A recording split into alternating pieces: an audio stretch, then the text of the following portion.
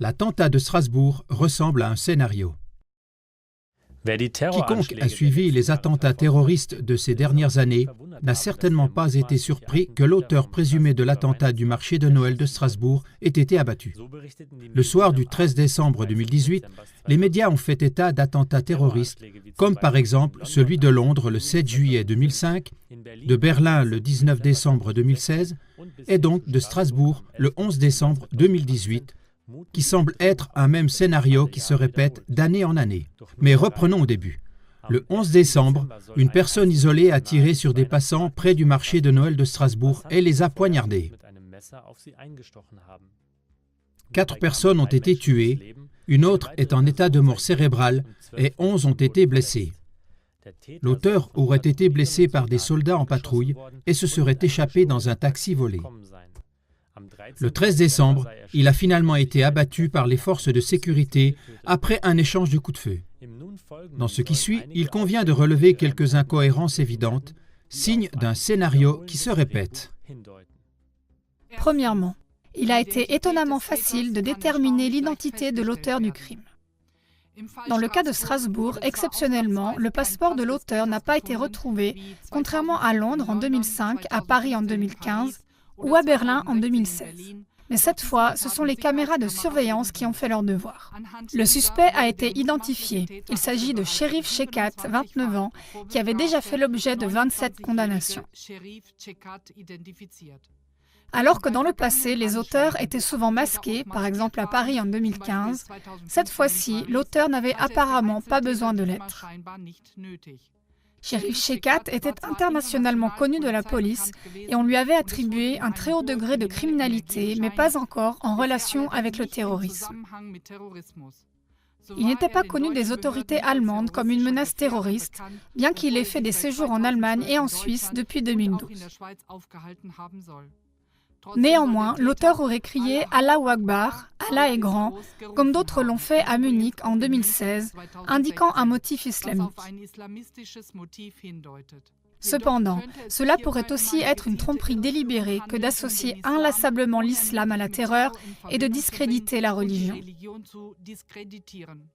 Le fait que la milice terroriste de l'État islamique EI ait revendiqué le bain de sang est également digne d'un scénario. Elle l'avait déjà fait lors d'attaques précédentes, mais cela n'a jamais été prouvé.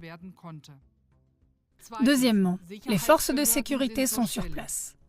Bien qu'aucun exercice répétant exactement le scénario qui s'est déroulé ailleurs n'ait eu lieu cette fois-ci au moment de l'attaque, cette dernière attaque a eu lieu dans le cadre d'une opération militaire française, l'opération Sentinelle.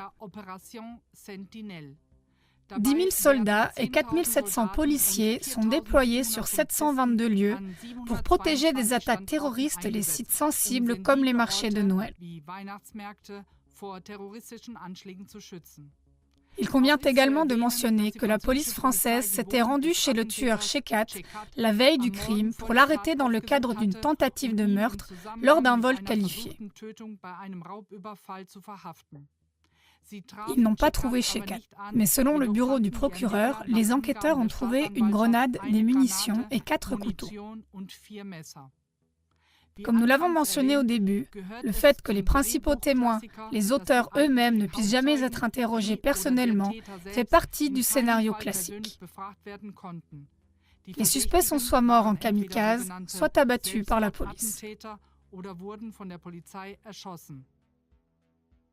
Troisièmement, les attaques terroristes sont instrumentalisées par les gouvernements.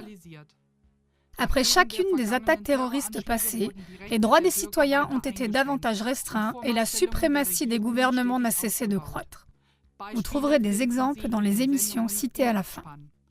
Après l'attentat de Strasbourg, le niveau d'alerte terroriste maximum a été imposé dans tout le pays. Même Spiegel Online a constaté que l'attaque n'était pas gênante pour le président français Emmanuel Macron. On a porté moins d'attention à la révolte incessante des Gilets jaunes, ces centaines de milliers de personnes qui sont descendues dans la rue pour manifester contre les inégalités sociales, et l'attentat a redonné au président très controversé son rôle classique de garant de la sécurité de tous les Français. De nombreux utilisateurs des réseaux sociaux pensent même que l'attaque aurait pu être une action sous faux pavillon menée par le gouvernement. La raison en serait les protestations de plus en plus nombreuses des Gilets jaunes qui pourraient signifier la fin de la présidence d'Emmanuel Macron. À ce stade, on ne peut pas affirmer avec une certitude absolue qu'il s'agissait vraiment d'une action sous faux pavillon. Ce qu'on peut dire cependant, c'est que le président Macron sait certainement comment utiliser l'attentat à son avantage. Ces schémas qui ressemblent à des scénarios qui se répètent dans les attentats terroristes ont conduit divers commentateurs à la conclusion qu'il ne s'agit pas d'attentats terroristes isolés ou d'attaques commises par des kamikazes, mais d'une gestion du terrorisme planifiée de manière stratégique avec des attaques mises en scène. Vous trouverez de plus amples informations dans les émissions affichées.